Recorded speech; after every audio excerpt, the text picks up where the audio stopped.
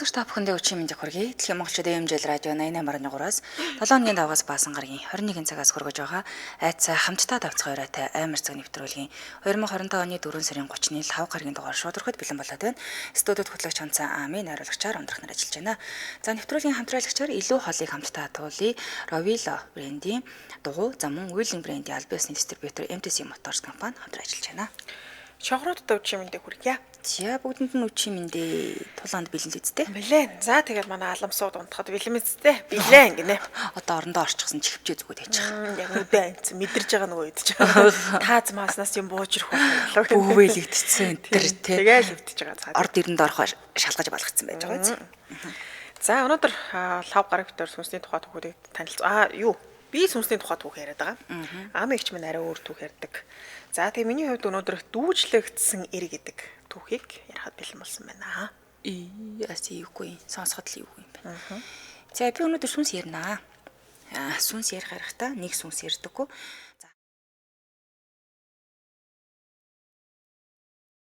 Одоо бидний дунд ч гэсэн яригддаг шүү дээ. Тэрнтэй адилхан. Тэгэхээр бүр яг Азууд яг ямар түүх хоорондоо ярьж нэг айлгадаг юм бэ гэдэг нь. Энэ болохоор зарим нь бүр бодит гэмт хэрэгтэй ч холбоотой юм билээ. Энэ сонирхолтой байх болов уу гэж бодоод бас сүнстэй холбоотой түүх яриад ирлээ. За нэвтрүүлгийг нь манайхан групптэй нэгдэж амжсан уу, амжаагүй бол амжиж ороорой, ялмаснуу да. Тийм ээ.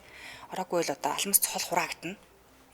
Нэвтрүүлгүүдээ нөхөд сонссон бидтэй тэгээ лайк шеэр хийх юм артва. Оо яг зөв. За ингээд түүхээ хүргэе тийм ээ. За тийм. Ингээл юм байна л да. За бидний амьдарч байгаа тип буюу Аз тип хүмүүсийг айдас давтуулдаг, ухаан санаанаас нь юрд гардаггүй тийм аимшигтай сүнснүүдийн түүх маш олон байт юм байна. Бүр хитрхээ олон гэсэн үг. За тэндээс эхнээс нь ахуулаад хүргэе. За хамгийн их нь болохоор Томиногийн там гэж нэрлэгддэг юм байна. Энэ болохоор Японы зохиолч Икото Инухико гэдэг хүмүүний бичсэн The Heart is Like Rolling Stone гэдэг номонд Томиногийн там гэх нэртэй бяцхан шүлэг гардаг юм байна л да. За гэхдээ энэ номыг уншсан хүн бүр одоо зохиол дээр гарах Томино шиг шаналж зовж тарчилдаг гэдэг яриа бүр ингээд олон хүмүүсийн дунд яригддаг гинэ. Энэ ярианаас үүдээд зохиолчийн номыг дахин хэвлэхээс бүр татгалзж исэн, бүр эннээсээ болоод дэлгүүрүүдээр борлуулахаас хүртэл хориглож исэн буюу энэ ном одоо ингээд бараг байхгүй болсон юм байна. Анхны эвлэл мэдлүүд нь байвал байгаа. Тэгээ тэр ямар учир утгатай юм гэхээр Томино гэдэг нэг хүний одоо түүхэл гардаг юм байна л да. Тэн дээр маш их одоо тарчлаад зовж байгаа. Ер нь бол нэг юм там тонцон нэг тарчлагддаг да. Тиймэрхүү байдлаар дүрсэлсэн юм байна. Тэгээ энийг уншихал юм бол яг тэрийг хамт мэдэрдэг гинэ. За дараагийнх нь болохоор Hello Kitty-д шингэсэн охины сүнс гэж байгаа. Hello Kitty гэхээр хүүхдийн чихмэл тоглоом гэдэг ч юм уу нэг ягаан цэнхэр юм хүүхдийг игдүүтэй гэж боддог бол бас үгүй. Энэ болохоор 1999 онд Хонконг улсад нэг аимшигтай аллах болсон буюу бодит гэмт хэрэг нэг шөнийн цэнгэний газрыг эзэмшдэг 23 настай бүсгүй болох Пэн Мин Ийг болохоор 3 залгуу замаас нь гэртээ харих гэж явж байхад нь хулгайсан. Тэгээ хулгайлчаад бүтэн 1 сарын туршид хориод эцсийн амьсгалаа хураах хүртэл нь одоо бүсгүйг бол байж болох бүх хэрцгий тамлалаар тамалсан. Тэгээ түүний толгооноос бусад буян хэсгийг нь хогийн савнд хайсан байсныг нь сүүл цагтаа нар олсон байдаг. За тэгээд толгойн юусоо цагтаа нар хайгаад олоогүй юм байна л да. Тэгээ олоогүй байсан чинь энэ бүсгүйг хорж исэн тэр байрнаас нь ийм Hello Kitty буюу чихмэл тоглоом олдсон. Тэгээ энэ чихмэл тоглоом нь ямар очиртай юм болоо гэдгсэн чинь нөгөө хохирогч бүсгүйн толгойг Hello Kitty дотор хийгээд ойцсон байсан. За ингээд харин хэрцгийгээр амнаасаа алдсан бүсгийн сүнс энэ чихмэл тоглоомд шингээд 10 орчим залуугийн амнасыг өнөөсөн гэж үздэг юм байна. Ер нь бол нөгөө өршөөгөө авсан гэдэг ч юм уу тий. Маш хэрцгий байдлаар ингэж асуурсан байдаг юм байна. Энэ хэргийн талаар сонсч байсан байна. Нилийн хэрцгий тийм актер хэрэг байгаа. За дараагийнх нь болохоор Ашидон гэж байгаа. Ашидоны хаант ус. За Чинфу Фин гих хүн бүр одоо бор дарс хэтрүүлэг хэрэглэгч нэг модны дор хүн удаад өгсөн юм байна л да. Чинфу гэдэг нэртэй хүн. За тэгсэн чинь удалгүй нэг цэргийн их чанжин сэрээсэн маамлтай хөөе чи сэр гэд. Тэгээ юу ч хийсэн гэсэн чинь хаантан чамайг одоо ордондоо залж гинэ. Чи очоо гэж хэлээд дагуулад ингэ явсан маа. Ингээд тааны ордонд очтол энэ хүнийг болохоор маш хүндэтгэлээр дайлж цайлаад за тэгээ хаан өөрийнхөө охиныхоо эр нөхөр болохоор шийдсэн гэдгээсэн мөн. Хаан одоо чамаа ингээд таалцсан байна. Чи одоо охиных нь нөхөр болно гэсэн мөн. За ингээд таас явсаар нь ч гэсэн хүргэн нь болсон. Одоо охинтой нь хамтдаа аз жаргалтай амьдраад 5 хүү 2 ихний эцэг их болсон байгаа. Тэгээ бүр Нанки гэдэг их мужийг захирах болсон буюу тусад нь ингээ гаргасан юм байна л да. Тэгсэн чинь нэг өдөр Ашидон гүрний их цэрэг хөрс сэргэлдэг улсыг дайлар мордох болсон байгаа. Яг энэ үед нь энэ нөгөө нэг хүргэн буюу Шиндуу дайнд явж л дээ. Ингээд дайнд ялалт байгуулад эргээд иртэл эхнэр нь нас орсон байсан юм байна. Ууг гашууд авцсан түүнийг хаан ирсэн газар руу буцаагаад ингээ явуулчих. Одоо охин байхгүй болсон юм чи чиний эрэгч байхгүй тэгээд буцаасан маа. Ингээд гайхах бүр яаж их учраа олж чадсан Шиндуу модны дурантаас ирсэн чинь бүх зүйл нь ор хоосон зүүд болж таарсан буюу яагаад юм сонь зүүдэлсэн гэсэн чинь тэр унтсан мод нь өөрөө сүн шингэсэн буюу чөтгөр шугулсан модны дор унтаад юм ачаач юм зүүдэлсэн гэж үздэг юм байна. Тэр нэг мод ч юм уу тэмэрхэмтэй холбоотой юм зүүд идэм. Манайхны яриад байдаг шүү дээ. Ямар зүүд иддэг лээ. Төсөөлийн нэг тий яг л бодит юм шиг мэдрээд байсан. Гэдээс яг тийм л зүүдэлсэн юм шиг байна. За дараагийнх нь болохоор Анкол гүүрний сүнс гэдэг. Энэ болохоор Индонез улсын Жакарта хотын Анкол гүүр байт юм л да. Тэгээ тэр хаваар нь сүнстэй гэдгийг нь бараг л бүхэл хүн мэддэг. Тэгээд энэ ямар сүнс юм гэдсэн чинь Мириам гэх нэртэй бяцхан охины сүнс нь энэ гүүрний ойролцоо машинд мөргүүлээд маш аимшигтайгаар амнасаа алдснаас хойш хүмүүст маш ил тодор харагдах болсон юм байна. За тэгээд харамсалтай нэг охиныг мөргөж амнасыг хохроос итгээд тэр улстай алдартай баян хүн байсан учраас ямар нэгэн ял цаач ч юм уу хүлээгээгүй ингээд аргалаад ингээд өнгөрөөцсөн. Иннээсээ болоод охины сүнс үргэлж баян ирчүүдийг ангуучилдаг буюу мөнгөтэй одоо эрэгтэй хүн л одоо тэр гүүрээр хэрвээ гаргал юм бол ямар нэгэн айхтар зүйл тохиолддог гинэ.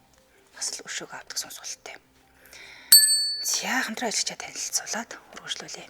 Нэвтрүүлгийн хамтраалагчаар илүү хоолыг хамтдаа туулъя. Revilo брендийн дугуйг танилцуулъя.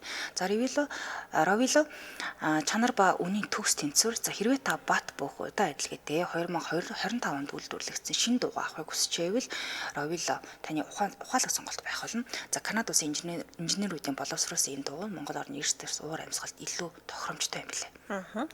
За Revilo тэгээд бат бөх бүтцээс гадна шатхуун хэмнэх оновчтой хээтэй бусад дугуйтай харьцуулахад бөөр одоо зузаан за тэгээд шатхуун хэмнэх замтай барьцалдах чадвар сайн зэрэг маш олон давуу талтай байлаа. За тэгээд хэрвээ танд аюулгүй те тав тухтай эдийн засгийн хэмнэлттэй дугуй хэрэгтэй болж байгаа бол Revilo-гийн дугуйг сонирхоод үзээрэй. Тэгээд Хойд Америкийн зах зээл зориулагдсан үйлдвэрлэгдсэн учраас Монголын эрс дэвс уур амьсгалд бол маш тохиромжтой. Бид ч одоо цаг агаар бол одоо мэдж байгаа хэрэг те.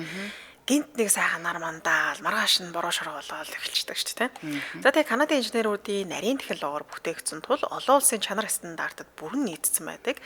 За тэгээ ижил чанарын дугуйнуудтай харьцуулахад үнийн хувьд хямд хэрэглэгч таны эдийн засагт бас ээлтэй ухаалаг сонголт болж чадах. За жиг дээлэгддэг бүтцтэй учраас урт хугацаанд хэвийн гүйцэтгэлээ хадгалан дахин дугуй сулах шаардлагыг бол багасгаад өгчнө гэсэн.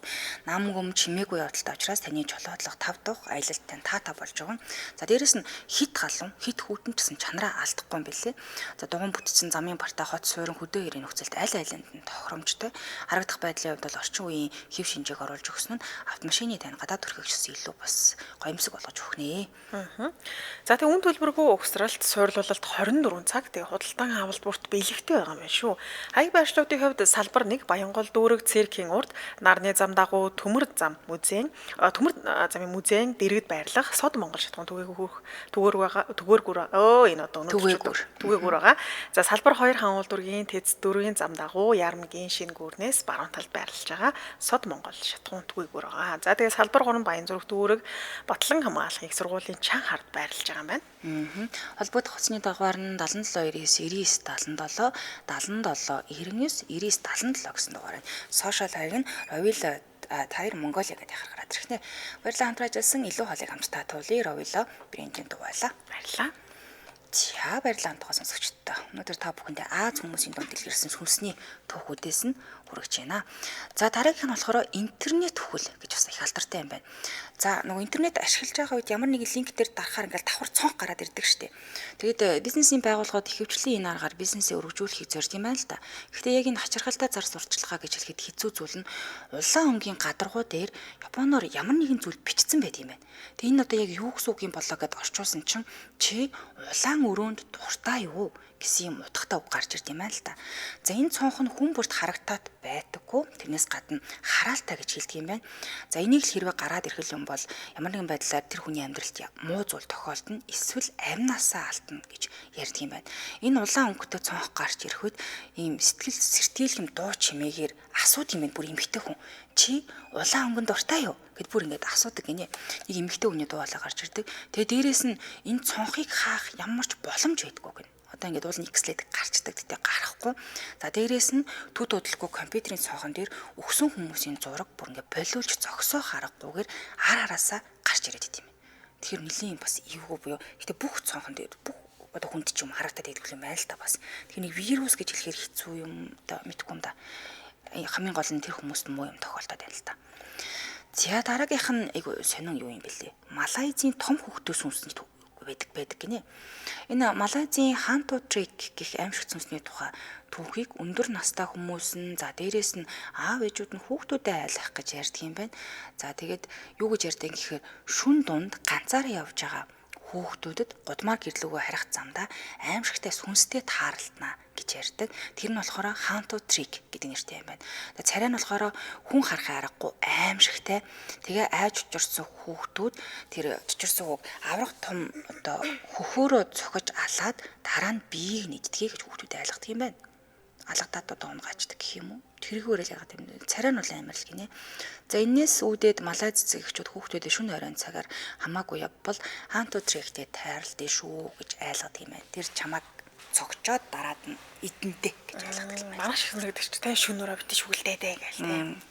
Ер нь жоохон тэгдэм шүү дээ сар аваа явчихна гэдэг ч юм уу. Арай өөр байдлаар айл болгонд хэлээд идэм бил шүү дээ. Тийм тэрнтэй л адилхан бас луус орон болгонд хүмүүстэй орой өгдөж явуулахгүй гэдэг нэг юм дом шиг. Соннийг нь тийм. Энэ царай нь бол одоо найрлах зураг нь өгсөн. Тийм байна тийм. Царай нэг алмас тэгсэрний нэлээд том манай алмасрахгүй юм ба да. Манай алмас юм байна тий. Тийм нөгөө ингээд унжцсан байдаг штэ тий. Тэргүүрээ цохиолог ил унгачаал идчихдэг л гэсэн гинэ. За дараагийнх нь болохоор харийн бүсгүй гэж байгаа. За Менжагва гэх хятадын нэг залуу шүн бүр нэг тийм хачин зүзүүдлэх бас юм байна л да. За тэгээд бүр гайхаад би одоо яг юу зүудлээд байгаа юм бол тоо гэж бодоод. Тэгсэн чинь хамгийн сонин нь тэр нэг өдөр түүний зүүд нь бодитоор биелсэн баа. Ингээд унтж байгаа цэрэд ингээ харсан чинь түүний хажууд нь 3 м гаруй өндөр хүн шиг төрхтэй дээрээс нь 6 хүрээд хуруутай нэг хүлтэй за хариг харгийн амтны шиг нэг бүсгүй зогсож исэн юм байна л да. За тэгвэл тэр бүсгүй болохоор юу гэсэн гэхээр залуу гүйтсэн хамт баймаар хэлсэн. За ингээд айж балмагцсан залуу яг яах учраа болохгүйсэн юм. Хүн гэхэр хүн биш үүн мэддэхгүй юм байна гэсэн. За гэтэл нөгөө нэг юм сонин төрхтэй бүсгүй нь болохоор бүр 40 минутын турш энэ залууд харагдаж хажууд нь байж байгаад алга болсон байгаа юм л да. Тэгээд хятадын нөгөө харийнхантай нүүр тулгарсан түүхүүдээс хамгийн хачиргалтай гэж үздэг юм байна. Гэтэ энэ явдлын дараа залууг сэтгц мэдрэлийн эмнэлэгт хэвтүүлэх шийдвэрийг эмнэлгийн ажилчид гаргасан буюу ер нь нөгөө хэлсэн ярьсанд нь тэгтлээ нэг итгээгүй л гэсэн. Тэгэхээр хятадд бас иймэрхүү яриа зөндөө гардаг юм байна л та. Харийнхантаа таарсан гэдэг ч юм уу. Хамгийн сонин нь энэ залуу гэх гинэ. За дараагийнх нь болохоор их бие алдсан эмэгтэй гэж байгаа. За энэ болохоор Тайланд, Камбож зэрэг улсуудын нутгийн иргэдийн дунд яригддаг нэг юм аимшигтай түүх нь их бие алдчихсан эмэгтэй сүнсний тухай яригддаг юм байна. За энэ болохоор нэг эмэгтэй ингээд шун дунд явж байх үед үнэхээр үзэсгэлэнтэй царай дөрөхтэй бүсгүүдэд таарлцсан юм байна л да. Гэхдээ түүний бие нь байхгүй байсан буюу нэг юм толгоол яваад байсан маа. Ингээд чочордоод балмагцсан бүсгүй зүхтайх гэж хичээсэн ч гэсэндээ ерөөсө зүхтаж чадаагүй гээд амнаас алдсан маа.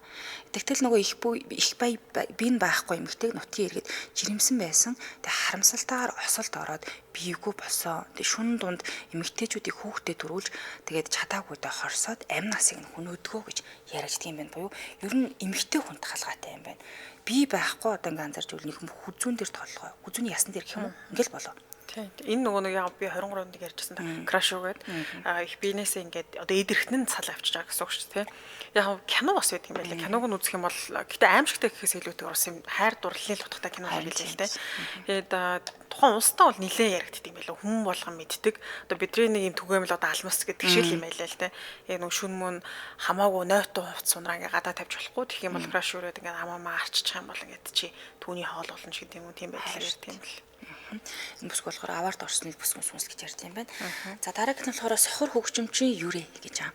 За энэ сүнсний тухай цуур ойлгохоор Японы Хёко гэдэг орчмоор 1716-аас 1736 оны хооронд амьдарч байсан хүний сүнс гэж яригддаг юм байна л да. За тэгээ энэ болохоор Хоцюму Канжи гэх нэртэй самура аяллаа төр завсарлаад нэгэн дэм буудалд амархаар шийдсэн юм байна. Гэвч түүнийг яг унтчих хооронд нь хаанаас ч юм бүүмэд нэг газараас маш сайхан юм уянгалаг дуу хоолой сонсогдож эхэлсэн гинэ. За тэгээ самура бүр босоод ингээ гайхаад энэ одоо хаанаас гараад байгаа юм болоо гэж бодоод тэр уянгалаг дуу хоолойд нь уяраад тэгвэл эмэгтэй өнөд бол гараадсан байна л дээ. Энэ бүсгүй яг энэ дуу хоолой шиг үзэсгэлэнтэй сайхан эмэгтэй байгаа гэж бодоод нөгөө чимээ гаргаад байгаа газрыг нь хайгаад олоод очихоор шийдсэн байгаа. За тэгтэл бүсгүйн байгаа өрөөнд ортол нөгөө бодож исэн шиг үзэсгэлэнтэй эмэгтэй энэ хорвоод байхгүй мэд самураа санагдсан байгаа. За ингээд л юу нь бол хамт байхыг хүсэж гисэн самураа. Харин маргааш өглөө самураа сэрэг тартал бүсгүйн царай төрхнө гэж бүрстэ үнэхээр аимшигтай царай төрхтэй хүн байсан маа.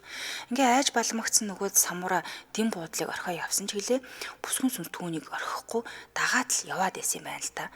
Тэгээ яагаад гэдгсэн чинь юу гэж хэлдэг юм гэхээр чи намайг мартлаа гэж юу? Чи яагаад ийм хурд намайг мартаж байгаа? Би сохорч гэсэн чамайг харж байна гэж хэлдэг нь бүр ингээ самураад байнга сонсогддог буюу одоо самурын хараалч гэх юм уу та? Тиймэрхүү бодлоо самураа нар л тагдаг юм байна энэ сүнс. Гэхдээ ер нь бол гоо үзэсгэлэнтэй эмэгтэй гэсэн үг юм уу те? Биш. Сохор хэрнээ маш гоё хоолойтой. Хоолой нэх гоё. Хоолоогоор гоё юм шүү. Тэгээд дээрээс нь өөрөө сохор нүүр царай нь бол үнэхээр үзээрээ. Одоо энэ найруулагч. Тэгэхээр хоолойнд нь л өрхтөнд нь ороод байгаа юм шүү дээ. Тийм. Тэгээ шөнө орой гарахаараа нөгөө одоо самураа ирчүүд юу гэдэг юм бэ? Дуу хоолойд нь татагдаад өөртөө төсөөлждөг юм байл та. Үнэхээр үзэлтэнтэй бүсгүй байна да гэдэг. Тийм. Гоё хоолойтой байхаар нь л төсөөлөлт их сайхан хүүхэнтэй л би яриад энэ даа яг байна. Тэгээ өглөө босоод харангууд нэг үнэн дүрхэн гараад ирдэг. Тэгэхээр энэ бүсгүй гомдсон л нэг бүсгүй самуранараас салж өгдөг юм түүхтэй юм байна. За дараагийнх нь болохоор өшөө арслалтаа хавцсан Хеки гэж байгаа. Хекигийн цэргүүд. За энэ түүхийг яривал аль нэг эртээ буюу 1185 онд л очих хөстө болно л та. За Ишүцүнэ айрам өдөртөд өөрийн төрсөн ах болох Ирамутотойгоо дайтгаар шийдсэн юм л та. За ингээ эрх мэдлийг өөртөө авахыг хүссэн дүүн ахынхаа удирдах байсан хүчрэхийг Хекигийн айрамын цэргийн айрамтай нүүр тулгарна гэдгийг мэдчихсэн. За тэгээ хачирхалтай тэдний отож байсан Хекигийн цэргүүд бүхэлдээ далайн хар салхинд өртөөд бүгдээр хүчгсэн юм байна. За ингээд дайнд ялалт байгуулах нь бараг л ойлгомжтой боллоо гэж үзэж байсан гэсэн тий. Ишүцэнигийн айрмынхан баярлаад дуусаагүй байхад л нөгөө үхтэл болсон Хекигийн цэргүүд нь бүгд амилж босч ирэл тэднэлүүд хараад байсан юм байна. Ерөнхийдөө бол хараалт үрцсэн буюу өшгүй мөнх болцсон. За тэгээд тэдний эсрэг яаж тулдаад амжилт олоогүй учраас Ишүцэни юу ч чадалгүйгээр тэгээд дайнд тулаанд ялагдсан гэдэг түүхтэй юм байна л та. Одоо нөгөө Карибын тэгсэнд ирэмжчих юм да. Хараагдсан цэргүүд гэдэг шиг дахин босч ирээд идэг нэг юм амжилттай болт юм байна. За нэг иймэрхүү түүхүүд байна да. За баярлалаа. Өгшлүүлэн дараагийн түүх рүү орцгоё. За тэгээ манайхан лайк, шеэр, сэтгэлүүлдэг хамартаа. За дараагийн түүх маань дүүжлэгт зэрийн тухай байгаа. За тэгээ өнөөдөр ярих түүхийн эзэн залуу дунд сургуулийн сурагч байхдаа анх удаа сүнс харсагнэ. Тэгээ уг нь багасаа сүнс үүдэрт итгэдэг байсан ч энэ сүнсийг харснаас хойш сүнснээс айж явах болсон юм байна. Уг хэрэг явдал Каванду аймагт болсон. За тэгээ яг нөгөө байршлыг хэлэхээр бас л амархан мэдэх газар учраас тэрийг нь бол дэлгэрэнгүй дуртай байлээ. За ингээд түүх рүү орцгоё. Залуу багасаа спортоор хичээлж эхэлсэн тамирчин байсан бөгөөд дунд сургуулийн сурагч байхдаа өөр тамирчин хүүхдүүдийн хамт 3 шөнө 4 өдрийн турш сургуульд бэлтгэл сургуульд хийхээс болсон юм байна. Тэгэд тэнд хүүхдүүдтэй хамт байрлаад, хамт хооллон бэлтгэл хийж, хоорондоо өрсөлдөн тэмцээнд ч ихсэн орох хэрэгтэй байсан. За ингээд хүү байрлах газартаа очиод тэнд жижигхэн одоо нөгөө гаднаасаа нилээ юм хуучирцсан харагдах юм дэм буудалд бүгдээрээ хуваагдаж орох болсон гинэ. За хачирхалтай нь олон давхар зочид буудал байгаагүй нэг л давхар буудал байсан. Тэгээд үүдээр нь ороод шатаар дээшээ өгсөөд зүүн тишээгээ гэх юм бол ресепшн харагддаг. За тэгээд ресепшнээс цаашаа битүү өрөөнүүд буюу нэг юм урт хонгил тэгээ ингээ өрөөнүүдлэдэг гэсэн.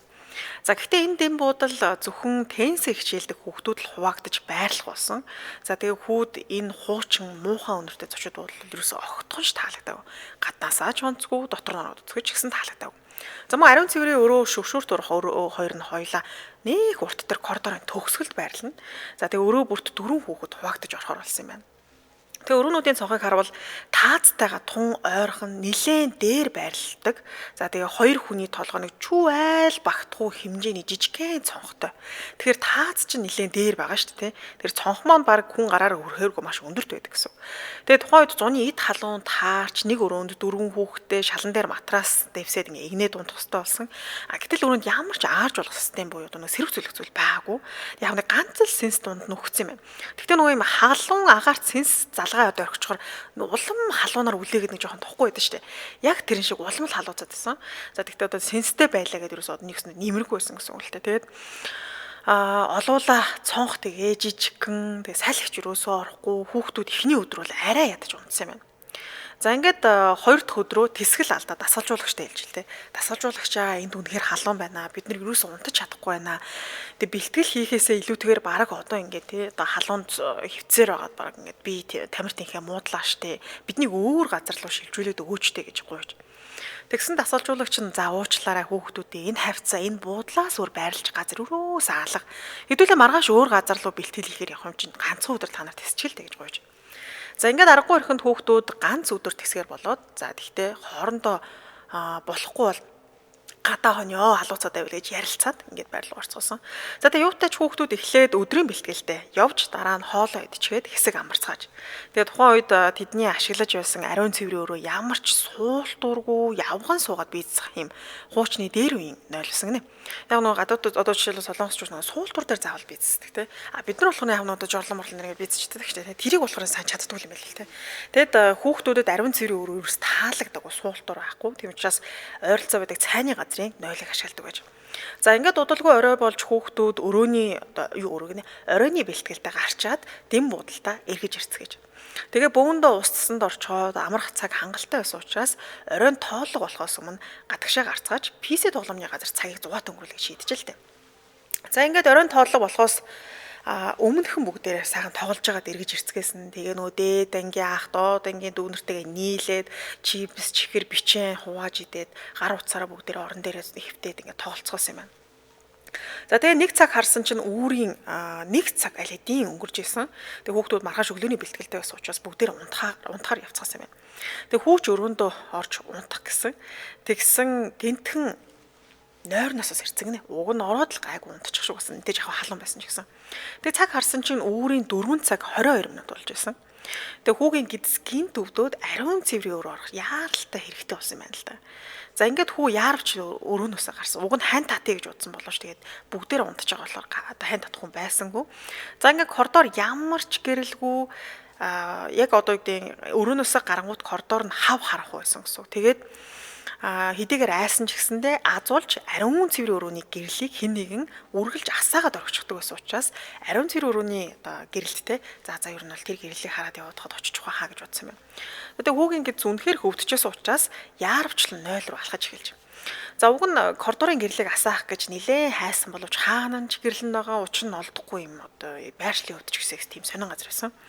За ингээд өргөжлөл урагш алхаж тэгээ ариун цэврийн өрөөнд орвол 3 хаалга байсан ингээ гинэ. За ингээ хамгийн ихний хаалга нь засвартай гэсэн бичгтэй. Голынх нь хаалга нь голынх нь биш яг 3 дахь хаалга нь цэвэрлэгээний зүйлс байгаа. Буюу одоо нэг өсөндөө агуулах гэсэн үг. Агуулгын байдлаар ашигладаг байсан юм. За ингээд хүүд орох боломжтой ганцхан л хаалга байсан. За тэгээд орох гэтэл хаалганы бариул нь нөгөө ингээд ногоон улаан болчдөг шүү дээ. Одоо хэрглэж байгаа бол ингээ ногоон болоо дөхөн байхгүй бол улаан ч гэдэг юм ингээ янз янз байдаг. Тэгсэн чи яг ашиглаж байгаа гэсэн бичгтэй байсан гинэ. Тэгээ хүүг ингээ зүнхээр хөвдөжсэн. Тэгээ угаасаа энэ буудалд те дандаа өөртөө нэг сургуулийн хүүхдүүд суралцж байгаа учраас за манайхны нэг л одоо ингээ сэрцэн те ариун цэврээр ашиглаж байгаа юм байлгүй гэж бодоод тэгээ удахгүй гарчих байхаа гэд хүлээж хэлсэн юм. Тэгээд 10 минут өнгөрлөө, 15 минут өнгөрлөө, 20 минут өнгөрлөө хинч гарч ирсэнгүй. Хүү аргаа бараад хаалгыг нь цохиод чих тавьж л дээ. Тэгсэн дотор нь ямар ч чимээ ажигаад үгүй ч хүн байна гэд те уган дуугарах хэрэгтэй ч гэсэн ямар ч тийм чимээ байхгүй юм байна. Тэгэхээр дахиад хаалган зогсон. Тэгсэн дахиад л хинч хариулаагүй. За тэгээ гидсэн өвцөндөө аргаа барсан хүү хаалганы доогор харж л ядаж хөл харагдаж байна уу гэдэг шалах гээд. Тэгээ тонгоогоод харсан чинь хэний ч хөл харагдаагүй байна. Хүү дотроосоо түгжигдсэн байхаа гэж бодоод хажуу талын цэвэрлэгээний зүйлс байгаа хаалга руу орж авираад за тэгээд нөгөө дамжиж энэ хоёр дахь одоо хаалга руу орох гэж оролцсон юм байна л да. За тэгээд түгжээтэй 0 дээрээс нь ингээ харсан чинь нэг эрэгтэй зогсож байсан тэр дотор. сая шалгахад яалтчгүй ямар ч хөл бол харагдаагүй шүү дээ. Уг нь заавал харагдах хэвээр. Яа тэгэхээр нөгөө хаалганы дуудлал чи юм зайтай байсан. Тэгэхээр юу гэдэг дээшээ одоо суултуур дээрээ хөлөө өргөө зогсож байгааг бол уг нь хөл нь харагдах хэвээр байсан шүү дээ. Тэгээ гайхаад энэ ч юу хүн байдаг үлээгээд айгаад айсандаа болоод нөгөө авираа зогссон байсан бол хальтраа доош газар унтсан юм байна. Тэгээ нуруу нилээ өвдсөн ч гэсэндээ юу тэрийгэ мэдрэх сөхөө байхгүй айсандаа ариун цэрэг өрөөнөөс хамаг хурдараараа зүхтаж. За ингээд хүүг хордоорт гүйж байхдаа өөрийн эрэхгүй эргэж харж тэгсэн ариун цэрэг өрөөнд байсан эрэхтэй хэдийн гарч ирээд коридорын төгсөл зогсож байсан. Хүүгийн нүд харанхууд баг багаар дасаад тэр эрийг илүү сайн харж чадсан гинэ. Тэгээ эхэндээ болохоор юу харагдсан бэ гэхээр за ямар тач нэлээд туранхай хүн юм байна. Метр 90 орчим өндөр харагдсан. За ингээд нэлээд өндөрөөс учраас нөгөө найзууд дунд нь метр 85 см өндөр уг нь дунд сургуулиас сурч гисэндээ нэлээд өндөр тийм хүү байдаг гэсэн гинэ. Тэгээ за бодвол цаад ч юм байсан юм болоо да гэж бодоод нэлээд удаан ширтэж найзгаа байж магадгүй гэд. Тэгээ сайн хараад байх нэ тэр толгоогоо хүн ингээ гайхаар нэг жоохон ингээ толгоо гэлжилэгдэг дээ тий. Гэл ингээд яг тэрэн шиг ажууд шиг хөдөлгөөд гаргацсан гинэ. За гэхдээ зөвхөн толгоо нь хөдөлж исэн их бие нь болохоор ямар ч юм хөдөлгөөн байхгүй л зогсоодсон. За ингээд харах тусам өнөөхөр толгоогоо улам хүчтэй хоёр тишээ савлж эхэлсэн. Тэгээ хүүхд үнэхээр аимшигтай санагдаж эхэлсэн маа. Яг энгийн хүн бол тэгж толгоогоо айхтар хүчтэй бол гэж хөдлөж чадахгүй шүү дээ. Дээрэс нь юу гэдэг юм бидний толгоо одоо нэг тажууд шиг гэлжээлээ гэхэд бол нэг тийм хол мол зэгсэрэгдэхгүй шүү дээ тийм. Гэтэл энэ хүний яг нэм эрзэрийн чихэр гэдэг шиг нэг тийм сунаад ч байгаа юм шиг айгүй сонирн байдлаар хордож болсон юм л дээ. За хамтралч танилцуулаад урагшлуулъя. За нэвтрүүлгийн хамтрагчаар William Brand-ийн албасны дистрибьютор MTC Motors компани хамтран ажиллаж байна. За William Brand-ийн албасны дистрибьютор MTC Motors компани за Prussian үнээр шинэ автомашины урайтаагаар үйл ажиллагаа явуулж байгаа. За энэ машин үйлдвэрлэгч SAIC General Motors William Motors корпорац нь Европ стандартын машин үйлдвэрлэж Америкийн зах зээл дээр нийлүүлдгээр дэлхийд танигдсан. За Volkswagen, Audi гэдэг ч юм уу те. За эдний компани мөн MTC E-Series цахилгаан автомашины түрээсийн үйлчлэгийг нэвтрүүлж ажиллаж байгаа юм билээ. За яг одоогийн байдлаар UB Cab Express компанитай хамтраад Монголд анхудаа хүргэлтийн үйлчлэгэнд үүлэн бинго цахилгаан автомашины нэвтрүүлэн туршиж эхэлсэн. Тэгэхээр айгүй зүгээр санагцаа. Нөгөө 10 цагийн 75 мянган төгрөгөөр цоошин 1 км-ийн гүйлттэй цахилгаан автомашин түрээслээд авчих юм. Ерөөсө 50 мянган төгрөгийн байрцаа өгөл болоо гэсэн үг. Тэгэхээр нөгөө салхины гармаар үед чинь найзуудаараа нийлж байгаа шүү дээ. Тэгвэл сайхан одоо 10 цагийг 75 мянга гэдэг чинь үнийн тийм боломжтой байна. Тэгэхээр бөөндөө нийлж байгаа л одоо 4 найзараа байлаа гэхэд чинь хуваагаад утгах юм бол айгүй бага мөнгө болчих шүү дээ. Тэгээ барьцаа 50 мянган төгрөг өгчин. Гэхдээ энийг бол буцаад авчих гэсэн үг шүү дээ. Тийм үеж тийш явахсан машин тэрэг хүмүүс байдаг шүү дээ тийм ээ. Яг зөв яг зөв. За тэгээ эдний худалдаалагдж байгаа машины маркийн хувьд Wuling Alves 46.8 сая SUV ангиллалын машин. За тэгээд 100 км-т 6 литр бензин зарцуулдгаараа давуу талтай.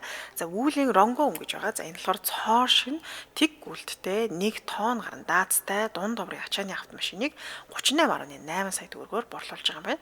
За тэгээд ачааны машины зах зээлд ийм даацтай автомашиныг маш их юм дүнээр оруулж ирж байгаа бол шинэлэг гэж хэлж болох юм байна.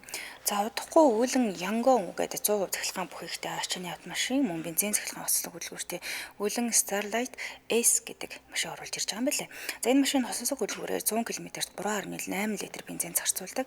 Автомашиныг тун удахгүй оруулж ирж Монголын хэрэглэгчтэй нийлүүлэх гэж байгаа. Тэгэхээр машин худалдаж авсан хүн бүртээ усын дугаар авч өгөх гэмэд бичиг баримтын бүх зардлыг эднийхээс гаргана. За бензин түргэл борооны хаалт шалавч бэлэнд өгч байгаа. Дээрээс нь бүх машин full optionтэй. Олон билүү гэж байгаа юм шүү дээ. Тэгээ одоо улсын дугаараа бол шууд ингээд эднийхээр авах болж байгаа юм шүү дээ. За тэгээ бүх машин Европ стандарттай, тэгээ аюулгүй 5 удаатай хиттийн зах зээлийн хэрэгүүлэгч Wuling брэнд гэдгээр бас онцлогтой юм байлээ. За тэгээ Alves машиныг 1.5 одоо бензин хөдөлгөөртэй автомат кроптай гэсэн үг. За үүний хувьд бол ердөө 38.8-аас 120 саяын хооронд байгаа. Тэгээ бензин эдэлт нь маш бага. Машин доторх сулан бүгд орчин үеийн шийдэлтэй 360 камертай, дижитал хянах самбартай гэх мэтчлэн байна. Банк болон банк усын зээлийг өдөртөн судлаад өгнө. Албасны дистрибьютор бөгөөд за мотор хороо 3 жил эсвэл 100 мянган км-ийн баталгаатай юм билээ. Мэргэсэн инженерийн баг байгаа. Мөн сэлбэг захиалга болон сэлбэгийн нөөцтэй учраас хурдан шуурхай засвар үйлчлэгийг хийгээд өгнө. Монголын нөхцөлд нэн тохиромжтой. Тэгэхээр пэйж утсын дагаад илүү дэлгэрэнгүй мэдээлэл аваарай тийм ээ.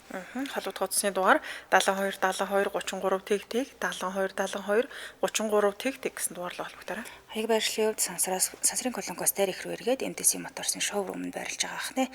Сошиал хаяг нь болохоор MTC Motors Wuling Mongolia гэдэг ахаргаар ирэх нь. Баярлалаа хамтраж ажилласан Wuling брэндийн албасны дистрибьютор MTC Motors компани байлаа. Баярлалаа. За ингээд түүхээр үргэлжлүүлье.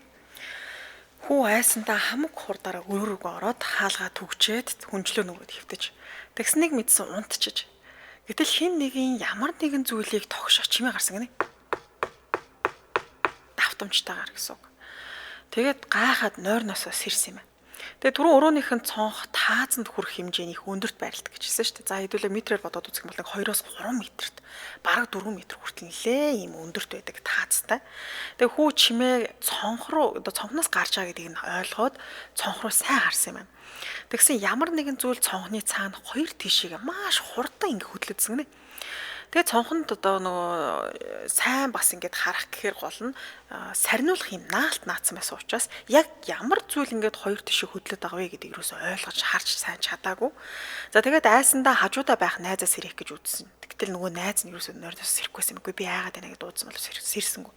За ингээд аргаа барсан хүү хий дими ганцаараа тэр цонхыг ширтэж хөвтөж. Тэгээ сүүлдээ өнөө хөдлөд байгаа зүйлийн хөдөлгөөн удаашраад хүү юу гэдгийг нь олж харж чадсан. Тэгсэн нүднийх нь харна маш жижиг. Цагаан нь гэд битүү бараг цагаан ихтэй тийм хүнтэй харц тулгарсан гинэ. За тэгээд тэр зүйл хүүг харснаа дахиад толгоогоо галзууслуутай юм шиг хоёр тишээ сэгсэж эхэлсэн. За хүү энэ үед өөрийн мэдлгүй ухаалтад унчиж. За тэгээд өглөөн сэрээд бусад хүүхдүүдэд өчигдөр юу харсан тухайга ярьж. Гэтэл дээд анги ахнаар нь за чи худлаа яриад л да. Чи буруу харсан юм биш үү? Энд угаасаа нэлээд халуун байгаа штэ. Чи нозороод л дэмэрч байгаа гэж хэлж. А гэвч хүүд өчигдөр өөрийнхөө харсан зүйл үнэхээр ихтгэлтэйсэн. Би үнэхээр тийм зүйл харсан гэж хүмүүст те одоо нөгөө ах нартай хэлсэн боловч өөрийгөө тоосонгүй. За ингээд удалгүй дээд ангийн ах нар гарч явж. Тэгсэн нэг найз нь чи ингээд наад зүйлээ ариун цэрийн өрөөний тэнд харсан биш үсттэй гэж асууж. Хүүч нилээн гайхчихлээ. Учир нь цонхны тэнд юм харагдсан гэж хэлсэн болохоос ариун цэрийн өрөөнд харсан гэж юус хэлээг байсан юм. Гэтэл тэр найз нь үүрээр гинт ариун цэрийн өрөө ормоор санагдаад ганцаараа явахаас айгаад тэгээд би чамайг дуудсан чи сэрхгүйсэн байхгүй юу? Тэгээд яхав дэ аргаа бараад ганцаараа ариун цэрийн өрөө явах санаатай гарсан юм. Тэгсэн чинь коридорын төгсгөлд ариун цэрийн өрөөний үүдэнд нилээ өндөр эрэхтэй зогсчихсон.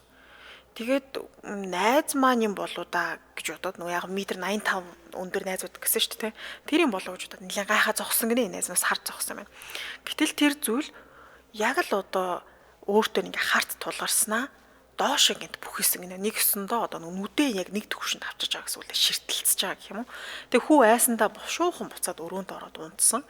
За тэг энэ яраг сонссон хүүхд үнэхээр аимшигтай санагдсан. Тэг хурдхан бэлтгэлдээ яваад те дасгалжуулагч нар очиод ингээд юу басна хэлье гэд. За ингээд дасгалжуулагч нар очиод өчигдөр юу харснаа хэлсэн юм байна. Тэгсэн дасгалжуулагч нь та хоёр буруу харсан юм биш үү дээ. Юу сүнс байдгийг ийм балан юм яриад байгаа юм. Хурдхан хувцас аваад гараад ир гэж хэлж. Тэг хүүч одоо юу хэлэхэд ойлголоо л гэд. За ингээд өчигдөр ариун цэрийн өрөө ороогүй удажчихсан байсан учраас скэлс нөгөө цааны газар ариун цэрийн өрөө орчоод цаашаа бэлтгэл рүү явсан. За тэндээ өөр сургуулийн хүүхдүүдтэй хамтарсан бэлтгэл хийжсэн. За тэгээд тэр бэлтгэлээ хийж дуусны дараа бөөнд хоол идцгээсэн юм байна. Тэгэл яхав та нөгөө хүүхдүүд ч гэсэн ярьсан юм байна л да. Би ингээд ийм харсан сүнс ч юм уу юу ч мэддэхгүй амар хүн байсан гэд. Тэгсэн бүгд л нэлээ гайхацгаасан. Тэгээ асуусан юм байна. Яг та нар ер нь арай тэр хуучны дэм буудалд байрлаж байгаа юм шүү дээ гэж асууж. Тэгэхээр тийштэй яг тэнд чинь бид нар байрлаж байгаа гэж. Гэтэл манай энэ хавийнхын ерөөсөө ойртдгүй газар шүү дээ. Нилийн хуучны бас сүнстэй гэдгээр алдартай газар та нар мэдээгүй мүү гэж хэлж.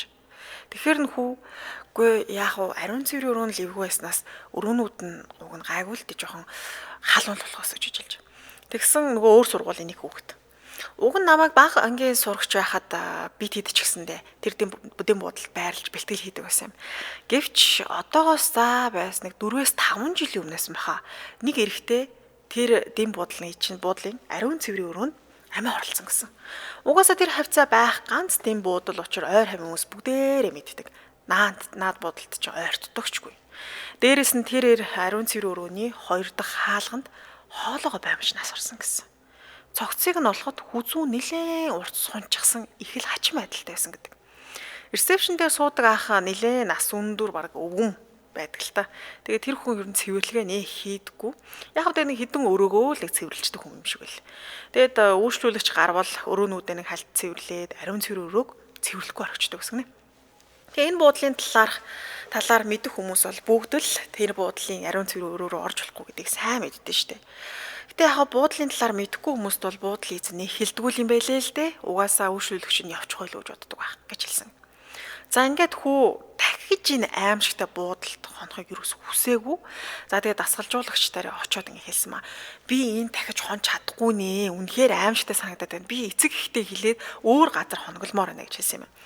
Тэгээ үүний дараа нөгөө дээд ангийн ахнаар доод ангийнхантаа ч гэсэн юмсан. Үгүй энэ буудал нэг л биш байна. Бөөнд дасгалжуулагчаар очиод ятгая л та гэд. За тэгсэн чинь дасгалжуулагч нь өөдөөс нь угаасаа өнөөдөр орой хүртэл ганц өдрөлт хэсгэд та нар болно штэ. Гэхдээ та нар юундээ сүржигнээд байгаа юм бэ? Өөр газар руу явлаа гэхэд машинаар 20-30 минут явна. Гэхдээ тэглэж энтхээс өөр олигтой газар байхгүй гэж ер нь баг уурлах шахав хэлсэн гинэ. Тэгээ хүү дасгалжуулагчтай уур нурсан гэлдэг. Гэхдээ мөнгөндөө гороогоо таа мөн биднийг заавал энэ амирхтай сүнстэй бодол байлгаад авах шалтгаан юу байгаа юм бэ гэж уур нурсан. За ингээд аргагүй ирэхэнд орой хүртэл эдгээр чинь нөгөө шүн өөр газар руу явах гэдэг учраас за нэг орой хүртэл хувц унраа бэлдээд нэг бөөндөө юм чинь гайгүй л гэдэг ингээд хүлээцгээсэн. За гэхдээ хүүгийн хувьд бол нэг тийм амир зүйл харцсан хүмүүс травмат болчихж байгаа ш. Дахиад харах вэ гэд. Тэгээ өөрийн мэдлгүй л нөгөө коридороор явахдаа л коридорын тэр төгсгөлд байгаа ариун цэрэг өрөөрөө ингээд хараадсан. За ингээд ашгүй нэг орой болж бүгдээрээ ачаа бараагаа бэлдээд гарцгаасан. Гэтэл хүү одоо азгүйч гэх юм уу төрөвч өрөөнд орхисон байсан гинэ. Тэгээ аргагүй ирэхэд буудлын руу ганцаараа буцаж орсон. Тэгээ орж явахдаа дахиад нөгөө коридор гэрэлгүй хав харах орой юм чи хав харах болцсон. За ингээд гяс төрөвчөө аваад гарч ирэхдээ дахиад өөрийн мэдлэг ариун цэрэг өрөө рүү харж. Тэгсэн энэ удаа хүний хар сүүдэрд нь маш тод харагдсан. Тэгээ толгоогоо маш хүчтэй хоёр тишээ савлж исэн юм байна. Тэгээ хүү айсандаа хамаг хурдаараа гарч хүүгээд унаандаа суух гээд явж байхдаа нөгөө байрлаж исэн өрөөнийхөө цонхыг гаднаас нь харж. Тэгээ хүү цонхоор нэг эрэгтэй харц тулгарсан гэж түрүү хэлсэн шүү дээ. Тэгсэн тэр цонх нь зүгээр энгийн хүн бол очиод ерөөсөө тэр толгоон болгоод харахаар тийм одоо цонх байгаагүй маш өндөр 3-аас 4 метрийн өндөрт байсан цонх гэж байгаа. Тэгэхээр хүн үнэхээр сүнс харсан бол үнэн болж таарсан. За ингээд цаг хугацаа урсан өнгөрч хүү ахлах сургуульд ордог жил дахиад энэ камонд руу бэлтгэлээр явсан гинэ. Тэгсэн өнөөх цочод буудлыг нь дахин ашиглах ямарч боломжгүйгээр ингээд нэг өсөндөө одоо сүгдцэн гэх юм уу хаягдцсан байсан. Тэгээд сүнстэй тийм буудлыг хүмүүс ч гэсэн анзаарсан л баг л та. Яг одоо бол ийм нэг балгас бол байх нь байдаг. Нураагаагүй балгас байдаг. Цонх мохыг хаглаад зарим нэг тоосго мосго нурцсан бол байдаг. Тэгээд бүр орж сурггүй юм арчигдаагүй юм байл л та. Ийм байдалтай байгаа гэсэн байна. Юу хүн би яасан тий. Тэгээд нэлээд дээр үеийн л ийм зочид буудлын юм байна. Тэгээ энэ эрэгтэй болохоор нэг хэлсэн шүү дээ, амиа хорлохтой дүүжлэгдсэн. Тэгээ тэр буудлын ресепшн өөрөө өндөр настай хүн байсан учраас ариун цэрэг өрөөгөө ерөөс цэвэрлдэггүй. Тэгээ нөгөө зуны халуунч үүшлэгч багтай байсан учраас тэндээ ингээд зайлвал хоолой нэгээд сунаад тэгээд ингээд цогцсон нилээ эвгүй хэлбэртэй болоод ингээд удцсан байсан юм бэл. За баярлалаа. Энд хүргээ нэвтрүүлгийн өндөрлөгийн студид хөтлөгч Ханцаа Амийн найруулагчаар өндрөхнөр ажиллалаа. Нэвтрүүлгийн хамтрагчаар илүү холыг хамтдаа туулъя. Ровила брендийн дугуй мөн Уйлэн брендийн аль биесний дистрибьютор MTC Motors компани хамтран ажиллалаа. Урагшлуулан та бүхэн маань томчуудын шууд нэвтрүүлэг хүлээн авсан сонсорой. Түр баяртай. Баярлалаа.